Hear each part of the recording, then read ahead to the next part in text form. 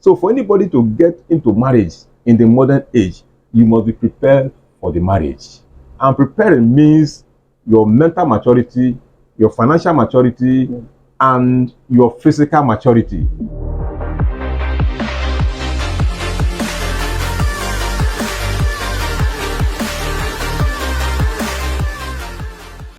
There's been an increase in the rate of divorce in our country, Nigeria.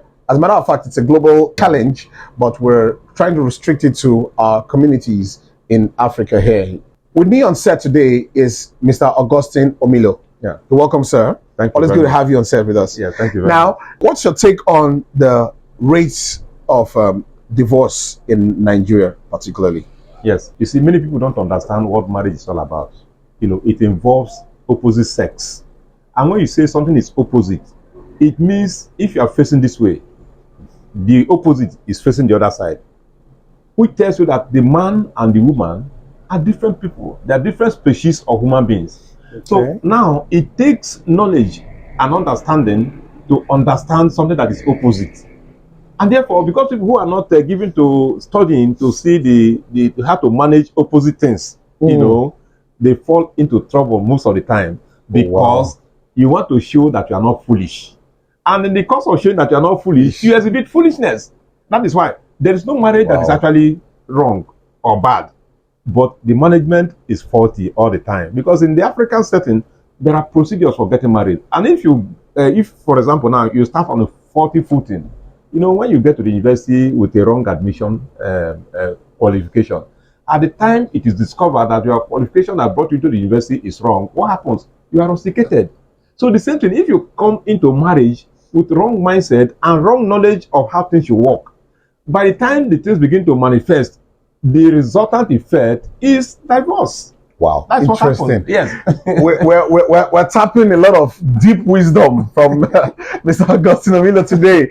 Deep wisdom. I'm hearing things I've never heard before. I've never heard in my entire life that marriage involves the opposite, and the way he explained it now is actually the way it really is. Yeah, that's really, and we've never actually seen it from that perspective. Yes. We've seen it from the other way around. Like, yes, I like you, you like me, and that's just it. What you have problem you think is because of your wife, or so, because of but your now husband.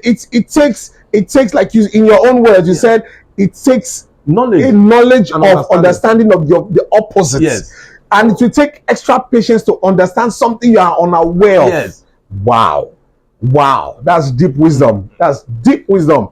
Thank you, sir, for that deep insight into what marriage is really all about. You know, while you were speaking, you mentioned something about going into it with the wrong motives and the wrong understanding. And when you go in the wrong mindset and you find out things don't turn out the way you want, you want to show that you are not foolish. Flaws. What are some of those motives, mindset that could affect or flaw a marriage? Yes. First of all, marriage is about companionship.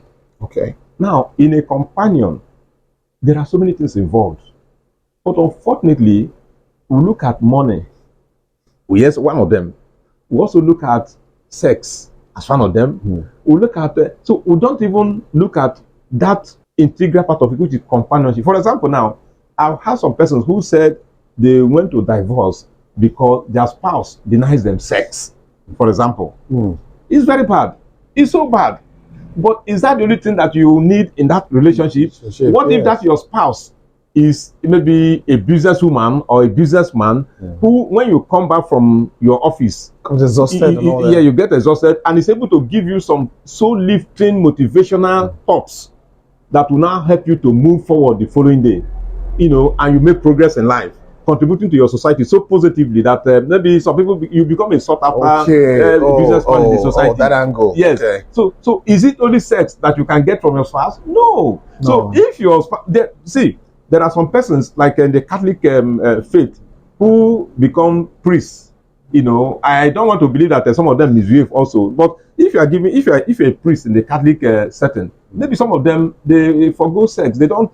So if there are human beings who on their own decide to become priests so that they will not go into sex, celebrate you now that So how does it now become a problem for you that even if you have sex in 1 month or 2 months or something, you are not satisfied, and you say because of that you are divorcing your wife or your husband that has been a pillar to your success as far as business is concerned? The answer should be no. So, in other words, you're trying to say that the major reasons for divorce are usually selfish. Yeah, you're selfish because you don't understand other things. So when you just see that if something is missing, you blame it on your wife. If you are doing business now and the business is failing, you say your wife is extravagant. What of other things that your wife is doing that is making you whom you are in your life? Because I've seen situations where wives actually contribute so much to the to the progress the husband is making. A wife comes and say, darling, if you are here with a school certificate, the way I see this in this country now, you may not go far. You can go to school. Oh. Forget that me, I didn't go to school. That is the wife is telling the husband now. And the husband thinks about it. Yeah, really. Say, can you cope? Because if I go to school, I may not have enough money to. He said, no, go now. Even if the Gary will take now, that woman, the worth of that woman is higher than the woman that allows you to have sex with her every evening. You understand? Yeah. Because at the end of the day, you'll be educated and your children are likely to be educated, and the society where you are will be more informed and refined. You know, one final question. I would like you to quickly just please elaborate to us or give us your own opinion about the high rate of divorce in our young generation, the new people that is different from your generation, our parents who were able to hold their marriages longer and are still in those marriages. Yeah. But lately we have flamboyant weddings, extravagant marriages and all that just couldn't stand the test of time. Some months, some a year, some a couple of years. What solutions would you give in this scenario? Merging up the two cases. There are some persons, when they have an examination, examination is coming up in 3 months' time. Today, they're already preparing. So even when they are close to the examination, they don't read again, they don't study again. They just go to the examination hall and write. So therefore, there's preparation. So for anybody to get into marriage in the modern age, you must be prepared for the marriage. And preparing means your mental maturity, your financial maturity, and your physical maturity. In that case, you'll be able to sustain your marriage for a very long time. But many people just say, maybe if you just hit money now, hit millions, say, oh boy, marriage, I think I should marry. You say, how? Then you begin to think about your girlfriends. Janet is good though, but only say he knows how to cook. So at the point, so after considering all those things, you don't pick one and say, Janet will now come in, and you discover that even Janet, because you were not prepared, and Janet also comes to hear from you that you really. And she's not prepared psychologically, and she gets into the marriage. So at the end of the day, all of you will just be struggling. So they're always going with the wrong mindset and motive without preparation. So you get, because the Bible tells us that he who finds a wife actually finds a good thing and obtains favor from the Lord. So if you find favor from God and you find a good thing, why are they failing now? Because you didn't find a good thing. You just decided to just do whatever. You walk by your side. You walk by your side. Okay, all right. And then you ask a question. You say, what is the role of man in the No. I was going to come to that, but I also asked the difference between this generation and your generation in terms of marriage. I wanted to know what the difference basically is. In our generation, I remember a long time ago, I went to visit one of my uncles. He said, hey, you should come here. He said, you should look for somebody now who will be preparing food for you. That's the way they normally put it. I say, uncle, I'm not up to, I don't have money. He asked me a question. He said, are you going to get all the money you need to train your children before you begin to have them? He said, you may have money and you don't have children again. No. So the earlier you start, the better. That's a very smart one. Yes, I thought of it. You may even have the children. You have the money now, and you will have the children. Again. So I thought of it.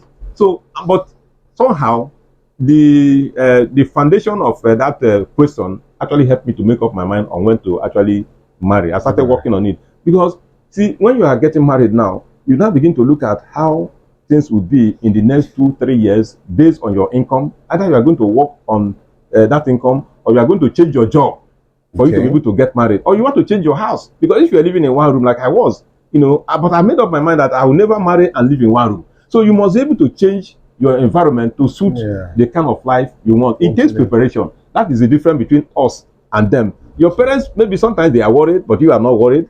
Sometimes you are worried, but your parents are not worried. But all of you have to come to a compromise that yes, it is time. So what is your position on this matter? You give your own view. Your parents will give their own view. And at the end of the day, you are happy, your parents are happy. But we are seeing situations where people get married without the consent of the parents. So you are at loggerheads with your parents all the time.